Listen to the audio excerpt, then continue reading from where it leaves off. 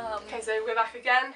This is our first review of James Bond Skyfall, which we saw last week. Yes. Last week. Wednesday. Oh no, it was only Wednesday. Yeah, Wednesday. It's just gone. Saturday today. So. Yeah. Wednesday. It was very good. We had cool seats. Loved it. Yes, we had best seats. We're right at the back in the middle. Yeah. That doesn't make sense.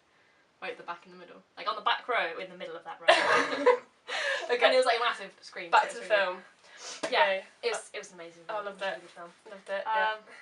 One of the main things was it was a really good Bond film because like the character's really good. It explores the characters much more than it did in like the old films because you'd have like the characters that were at the side, whereas like M, who's you normally just have James Bond and the villain, and then sometimes the woman he sleeps with. with.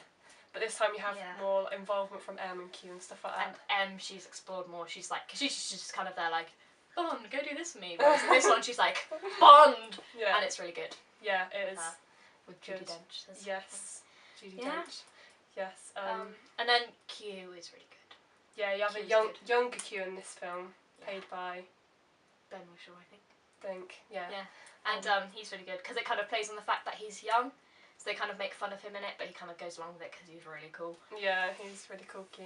And the Bond is really, it's like the James Bond has kind of gone back to the old Bond, because like in the old films he does like, he drinks quite a bit and like he sleeps around quite a lot.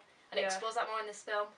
And because usually, like in the past few films, like Casino Royale, he falls in love with a girl. Yeah. Whereas in the old films, he sleeps with them and acts like he cares, but he doesn't really show much emotion. Whereas in this film, he's much more emotional. Yeah, I say emotional, he's like crying. Yeah, you kind of because you kind of get hints of his past and from when he was a child and his parents, and you get a hint of how he became who he is, like emotionally, and it's really good. And it shows why he is.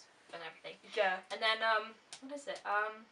The villain. Villain is amazing. Yeah, it was a really good villain. Usually with villains you're just like, I don't like that villain, but with this one you kind of like him. Yeah. Because he's just really cool. And you see why he is like that. You get a bit of background, and he's funny as well. Yeah. Because he plays on his like sexuality as well. Quite a bit in the film. It's quite funny. It's a bit creepy though. He does it in a creepy way, but it's like really adds to his character. It's weird. And then and usually like with the villains, they're just sort of like there as a villain. Yeah. Like James Bond I want to kill you, whereas he's like, James Bond, I don't like you, and this is why. And you're a bit torn whether you should hate him or whether you should like him and feel sorry for him. Yeah. But because horrible things happen to him. Yeah.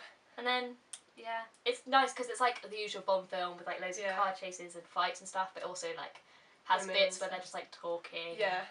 Has more of a plot than most of the other Bond films, like because they usually have a plot which they loosely follow. Yeah, whereas this one it's clear. It's like clear what's happening, and they have good plot twists. Yeah, there's lots of good plot twists. Yes, it's a good film. Generally, it's a good film, and it's generally a good film. And you don't have to have seen other Bond films. You don't have to, but if you have seen old Bond films, there is like references. Yeah, and stuff like that. And it kind of like at the end, if you've seen the old ones, you go, oh, and then it suddenly everything sort of clicks together. Even though if you watch it and haven't watched them, there's nothing to click together. Yeah, but it's still a good film. Yeah. Because I haven't seen the old ones. I've only seen like the Pierce Brosnan ones and Daniel Craig ones. Yeah, but but after you've explained it to me, I understood. But it's still easy to understand if you haven't seen them, because I understood it, but it all kind of links back and everything. So even if like if you haven't seen it and you're worried, they're like, oh my god, well I won't get it. You can take someone who has seen it, and then if you're still confused at the end, they can explain it to you. Yeah, but they'll probably find it a good film. It's not that confusing. It's not really a confusing film though. No, it's just things they link back to. It's pretty good. Yeah. So I advise you go see it. I think it's 5 out of 5 stars. Really good film. 5 out of 5 stars.